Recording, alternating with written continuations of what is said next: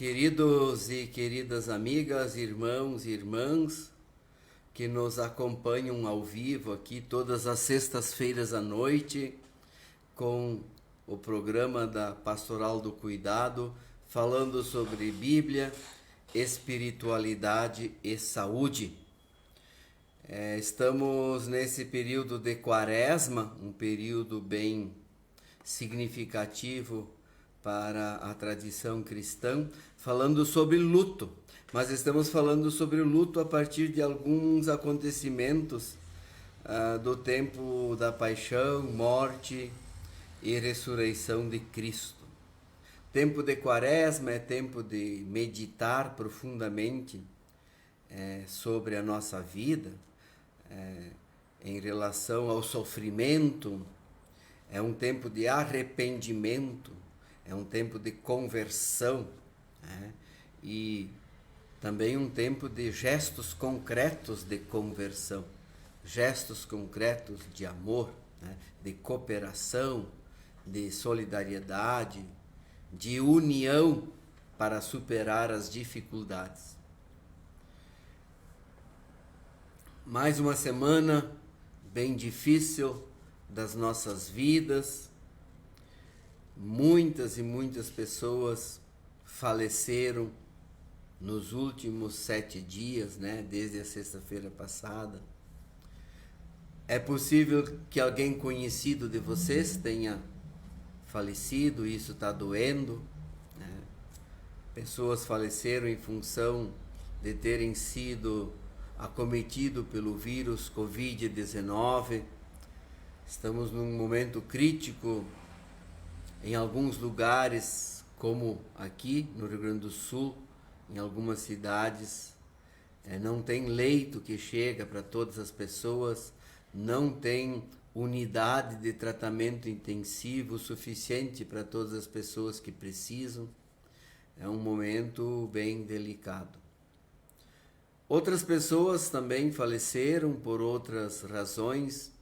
Quero aqui deixar o meu abraço em especial para a família Stum, de Novo Machado, e a família Taifke, pelo falecimento de familiares. Um abraço especial para o seu Eloy Taifke, para a Marisa, para o Ricardo aqui de Passo Fundo,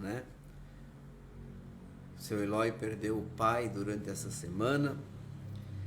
E família Stum, um abraço muito especial para vocês, por terem que se despedir da esposa, da mãe. Bem difícil, É um momento de muita dor, Eu li uma frase da Fernanda, Porque Deus é injusto com os justos. Olha que frase profunda de se dizer. Eu creio que muitas pessoas têm essa vontade de desabafar dessa forma. E é importante que a gente consiga dizer. De repente não soa muito bem isso aos olhos de algumas pessoas, porque Deus é justo, etc. e tal. Mas veja o que a Fernanda escreveu no Facebook dela, diante do falecimento da mãe. É uma frase profunda, é uma frase bíblica. Porque também o Jó se queixava da mesma situação. Porque a pessoa justa teria que sofrer aqueles sofrimentos que Jó sofria. Um dos profetas também disse: até quando os ímpios vão se dar bem, E os maus, os ímpios vão se dar bem, os maus, E os justos perecem, até quando? Então é uma frase de um profundo sofrimento. Quem consegue externar essa frase também vai enfrentar o luto, Com o tempo. Agora é momento, sim, tem o momento da revolta, Tem esse momento. O processo do luto tem uma fase da revolta. É importante que a gente ouça as pessoas, dê oportunidade para as pessoas externarem esses sentimentos, sem a gente ter que falar um monte de doutrinas para elas, né? É um momento de externar o que se sente. Então, um desejo aí para a família Taifke, para a família Stum, que o Espírito Santo de Deus se faça presente na vida de vocês, apesar dos sentimentos profundos, difíceis, de dor, de saudade, né? Então, nós estamos falando sobre luto a partir das passagens bíblicas, dos acontecimentos da paixão e morte de Cristo. Nós falamos sobre o Pedro que negou Jesus, né? E aí havíamos comentado que uma das questões que a gente tem, uma das primeiras reações, né, é a gente negar, né? A gente negar a realidade. Não pode ser comigo, isso não está acontecendo. Isso normalmente se passa também por esta fase do luto, né, de negar. Mas chega um momento em que a gente acaba tendo que aceitar, porque é uma realidade. A gente não pode ficar negando para sempre. E uma vez aceitando e entendendo aquela realidade, aí a gente cai em si. E aí vem o choro, vem uma tristeza muito profunda, um vazio, né? É isso nós lemos sobre aquela história de Pedro, que ele nega Jesus, né? Não pode ser, né? Então Jesus tinha dito para ele, diante de uma dificuldade, ele iria negar 3 vezes Jesus. Então, no processo de luto e de perda, né? Vamos dizer, Jesus Cristo, o Mestre, foi preso, teve uma perda, os discípulos todos meio que fugiram, negaram, ficaram com medo daquela situação, né? De eles serem presos também, mas houve um momento de negação. Hoje quero tratar de uma passagem bíblica que nós encontramos em Mateus. O evangelista Mateus é que conta isso, né? O interessante é que Marcos e Lucas, a princípio, e João, não vão falar do assunto da morte de Judas. Né? Ali na história da paixão de Cristo, teve várias mortes, né? Além de Cristo, né? De Jesus, teve aqueles 2 que foram também crucificados junto com Jesus, né? E teve a morte de Judas, o que é considerado então na história aqui a bíblica como aquele discípulo que traiu Jesus por dinheiro, né? Por moedas de prata. E incrível aqui que, por exemplo, o Mateus, né, no capítulo 27, então Judas tem um momento em que ele também cai em si, né? Ele se deu conta do que ele tinha feito. E então ele se arrepende, mas agora já é tarde. Mas ele se arrepende, né? E aí ele tem uma atitude. Ele diz assim: eu pequei entregando à morte um homem inocente. Né? Ele se deu conta do mal que ele fez. Depois disso aí ele vai lá, ele joga o dinheiro para dentro do templo, né? Porque ele traiu Jesus. Os sacerdotes do templo compraram Judas. Por incrível que pareça, são os sacerdotes, são religiosos, fervorosos da época do templo, que querem que Jesus seja morto. Eles querem pegar Jesus de qualquer jeito, em contradição. Eles estavam incomodados com Jesus, a tal ponto de quererem que Jesus seja preso e de preferência morto. E para isso eles compram um dos seus discípulos com dinheiro. Aí quando Judas então se arrepende, ele vai e joga esse dinheiro lá para dentro do templo. Aí os chefes sacerdotes, primeiro não queriam pegar o dinheiro, né? Porque eles responderam, né? O que é que nós temos com isso? O problema é seu, né? O problema não era dos sacerdotes que corromperam Judas, né? O problema é Judas que se corrompeu, né? Mas na verdade, né, o pecado está em tanto quem corrompe quanto quem é corrompido, né? Quer dizer, então, mas ali os sacerdotes, não, isso não é com a gente. E aí diz que jogou o dinheiro, saiu, depois foi e se enforcou. Esta é a informação de Mateus, que Judas então tirou a própria vida, né? Interessante que depois esses sacerdotes começaram a conversar, segundo o texto de Mateus, né? E o que vamos fazer com esse dinheiro, né? Porque, tipo assim, Deus não vai gostar desse dinheiro, né? Isso é dinheiro sujo de sangue, diz um deles, e é contra a nossa lei por esse dinheiro na caixa de ofertas do templo. Então os próprios sacerdotes do templo ficaram meio assustados. Agora o homem ali que nós compramos e que entregou Jesus se arrependeu, mas já era tarde, mas em todo caso ele devolveu o dinheiro. Nós não vamos poder pegar esse dinheiro e colocar ali na caixa de ofertas, porque Deus não vai gostar disso, porque essa oferta tem origem do pecado, tem origem de um assassinato, tem origem de, vamos dizer, que culminou numa morte, né, injusta. Vamos dizer, ela tem origem numa traição, numa corrupção. E aí os sacerdotes pegaram igual o dinheiro. Eles pegaram o dinheiro e, diz ali, depois de conversarem, né, sobre o assunto, resolveram então comprar uma terra com o dinheiro. Eles resolveram comprar um campo, né, e ficou chamado Campo do Oleiro. E era para então construir lá um cemitério para os não-judeus, né? Então, para as pessoas que eram estrangeiros, que eram de outros lugares, que vinham para lá, que eram escravos, que tinham outras funções e que viessem a morrer.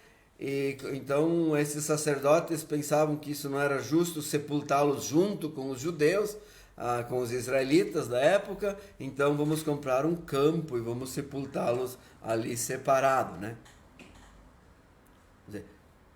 Então aqui essa história tem a ver com morte, com sepultar pessoas e tudo, etc e tal.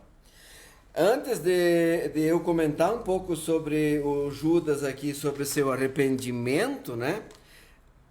Depois os outros evangelhos, eles não vão falar da morte de Judas. Eles meio que não citam isso, não falam disso. Mas Lucas, no evangelho de Lucas, no seu livro Atos dos Apóstolos, porque o mesmo que escreveu o Evangelho de Lucas é quem escreve o Evangelho Atos. Lá no primeiro capítulo, no versículo 18 e 19, quando Pedro começa a fazer um discurso, e aonde eles escolhem Matias para ser o substituto de Judas, no dado momento, lá no versículo 18, diz: com o dinheiro que tinha recebido pelo seu crime, Judas comprou um terreno. Nesse terreno ele caiu e se arrebentou, e os seus intestinos se esparramaram. Todos os moradores de Jerusalém ficaram sabendo disso. Por isso deram àquele terreno o nome de Aceldama, que na língua deles quer dizer campo de sangue. Vamos dizer, uma informação desencontrada com a informação que o próprio evangelista Mateus dá, né? O evangelista Mateus diz que o homem se enforcou. E aqui diz que parece que foi de uma outra forma, né? Esses detalhes, às vezes, nos evangelhos e nos livros nos livros da Bíblia, quando fala sobre o mesmo acontecimento, quando narra o mesmo acontecimento, muitas vezes alguns detalhes é diferente. Não vem ao caso aqui, agora, nós conversarmos sobre o porquê que é isso, mas acontece muito, né? Mas o que nos interessa aqui hoje é, então, que Judas se arrependeu. A gente pode dizer, ele sentiu remorso. E esse remorso dele, e esse arrependimento dele, foi tão impactante que ele tirou a própria vida. Ele não conseguiu mais lidar com isso. Ele não conseguiu lidar com a traição que ele tinha realizado, ele não conseguiu lidar com o pecado que ele tinha cometido. Ele estava consciente de que essa atitude dele causou dor para muitas pessoas, né? Causou a morte do mestre. Assim ele pensou, assim ele sentiu, não tinha mais como reparar, né? Às vezes a gente se arrepende de um caminho no qual a gente está andando, a gente está vendo que aquilo machuca pessoas e a gente cai em si e aí a gente quer voltar para trás. Às vezes tem como reparar, em parte ou na sua totalidade, o que a gente fez, mas às vezes as consequências são tão drásticas e traumáticas que não dá mais para só voltar atrás. Dá para voltar atrás, mas não dá para reparar tudo o que a gente fez. Vamos dizer, isso também é um aspecto do luto das pessoas. Quando alguém próximo da nossa vida, dos nossos relacionamentos, ou alguém até distante, mas por causa de atitudes nossas veio a sofrer ou veio a falecer, o luto é muito grande, né? Eu tenho 26 anos de ministério pastoral e observo muito assim, às vezes, quando tem bastante conflito entre as pessoas e uma dessas pessoas, desse ambiente muito conflituoso, vem a falecer, muitas vezes a gente percebe que o impacto daquele falecimento, que antes parecia assim, as pessoas tinham tanto conflito com aquela pessoa que faleceu, que numa primeira vista a gente poderia pensar, não, ninguém vai chorar nesse sepultamento, ninguém vai ficar impactado com isso, mas na grande maioria das vezes as pessoas que ficam, elas acabam caindo em si, e aí elas se dão conta que não dá para mais reparar nada, e o luto, essa perda, esse remorso, ele é muito forte na vida das pessoas. Às vezes impede até a pessoa de viver mesmo, cria uma situação de vida, não consegue mais ir adiante. É o que aconteceu com o Judas, né?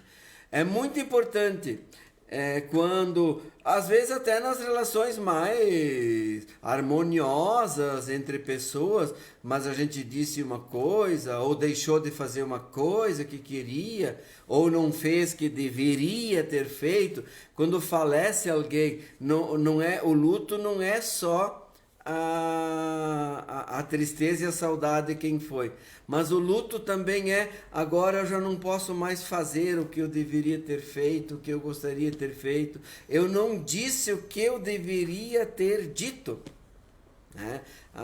É possível que filhos, por exemplo, assim, eu deveria ter dito mais vezes, olha, mãe, eu te amo, pai, eu te amo.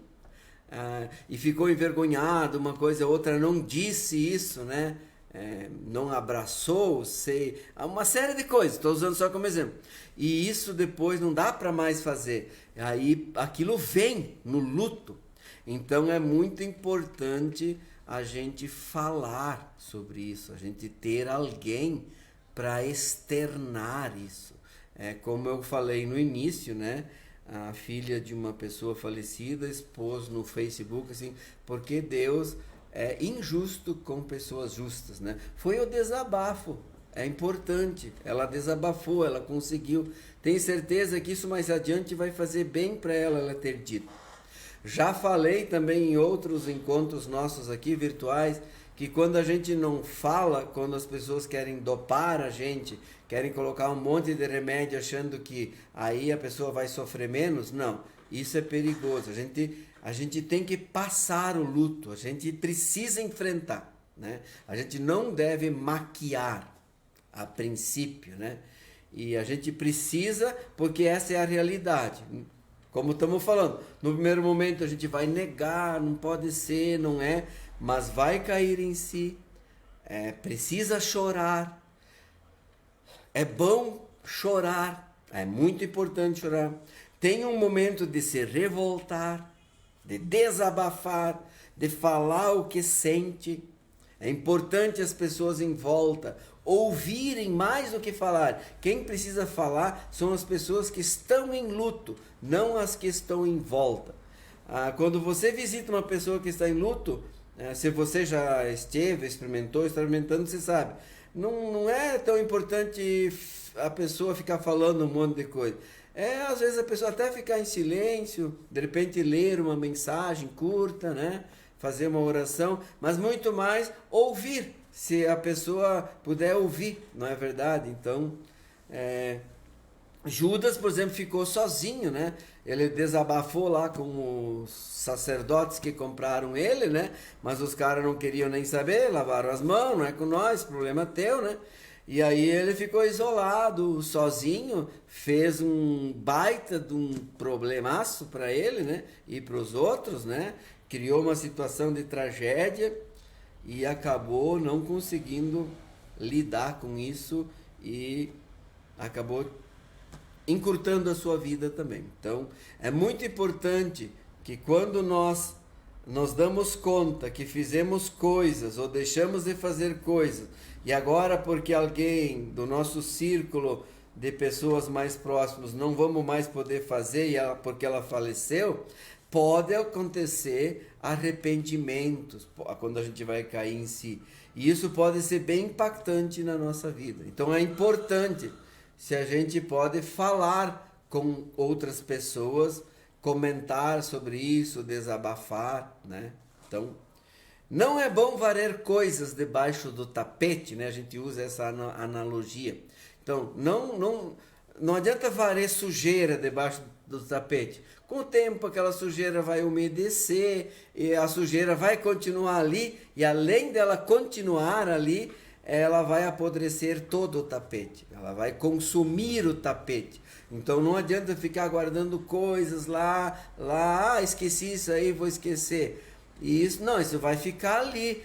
Quando vê, vai corroer toda a tua vida. Então é importante desabafar, falar, conversar, até de fato ter assim mastigado isso. Caso tenha feito alguma coisa, tenha se arrependido, isso está machucando, tenta fazer alguma coisa para superar, né? E por isso que Cristo também morreu, para perdoar nossos pecados, né? Então a morte de Cristo, ela não foi em vão. Luiz?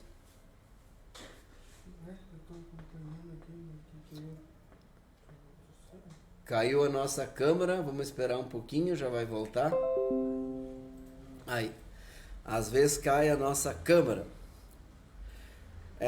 Então, para ir concluindo, né, a gente precisa trabalhar, se dar conta, cair em si, aceitar aquela realidade que está ali e tentar recomeçar a vida, tentar aos poucos ir se reestabelecendo, né? Ir superando a nova realidade que está posta, né? Com oração, com meditação e com confiança que Deus está presente, que a promessa de Deus em Cristo, pela ressurreição, vai ter vida eterna no seu reino de paz. Então, era isso que eu pensei em compartilhar com vocês hoje, né? Então falamos um pouco sobre essa questão do Judas, do remorso, do arrependimento. O ideal é a gente tentar não machucar o outro, mas acaba acontecendo às vezes. Então é sempre tentar ter os nossos relacionamentos mais ou menos resolvidos em vida. Porque se deixa muita pendência, você pode ter, além do luto da ausência, você pode ter esse luto potencializado por outras questões que aconteceram nos relacionamentos. Então, o luto não é só se despedir de uma pessoa e sentir saudade dela. O luto também é, às vezes, relacionamentos, situações não encaminhadas, não resolvidas. Então é importante que a gente sempre procure ter diálogo. Por isso é importante numa casa, numa família, relacionamento entre pessoas, entre vizinhança, tentar mais ou menos sempre levar as coisas mais ou menos resolvidas. Então quero desejar aqui para as pessoas que estão nos acompanhando, né, a Rovena Lachweimer, lá de Canarana, Mato Grosso, a Iracema Gonçalves Foit, aqui de Passo Fundo, a Ceni Becker, aqui de Passo Fundo, a Lidi Bueno Halbert, aqui de Passo Fundo, a Ângela dos Santos, aqui de Passo Fundo, a Alzira Kleinert, deve ser Barra Funda, essa região, Novo Machado, a Nilve Buller, aqui de Passo Fundo, o pastor Christian e a Ivonete, lá de Coronel Barros, perto de Juí, a Nilve, o Ruth Souza Roque, né? Ela fala boa noite, pastor Adélcio, que Deus esteja contigo, lhe abençoando sempre. E que Deus esteja abençoando vocês todos sempre. A Cirlei Drebes, aqui de Passo Fundo, a Noeli Gemer Günzel, lá de Canarana, Mato Grosso, de Garapu. Garapu é um distrito, é uma agrovila, lá de Canarana, onde eu trabalhei. Gente, um abraço para todos vocês, que a paz seja com vocês, e desejar que o bondoso Deus em Cristo Jesus, na unidade do Espírito Santo, faça com que o coração de vocês esteja consolado e que dê forças para todos nós para enfrentarmos esse momento, nos cuidando uns aos outros, sempre que possível. Que a paz seja com todos. Até na próxima sexta-feira. Amém. Tu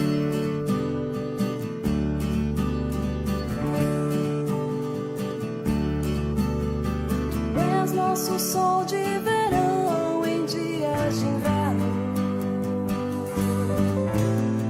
Tu és a flor primaveril ao findar nosso outono.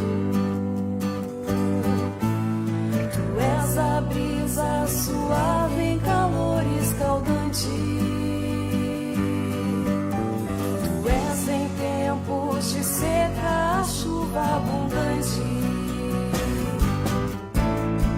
Tu és a surpresa inesperada, há muito tempo esperada por todos nós. Tu és a força que vem da fraqueza e se faz fortaleza em todos nós. Tu és Deus, nosso Deus, Salvador.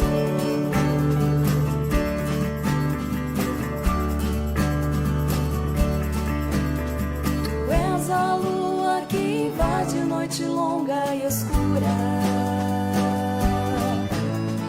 Tu és a verdade ofuscada que a gente procura. Tu és o silêncio que acalma o mundo agitado. Tu és a força que une o que está separado. Tu és a surpresa inesperada, há muito tempo esperada por todos nós. Tu és a força que vem da fraqueza e se faz fortaleza em todos nós. Tu és Deus, nosso Deus, Salvador.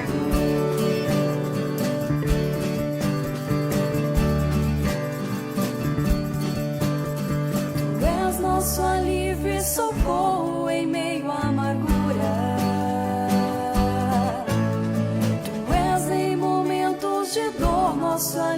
remédio e cura. Tu és a trilha aberta em matas selvagens. Tu és a fonte a jorrar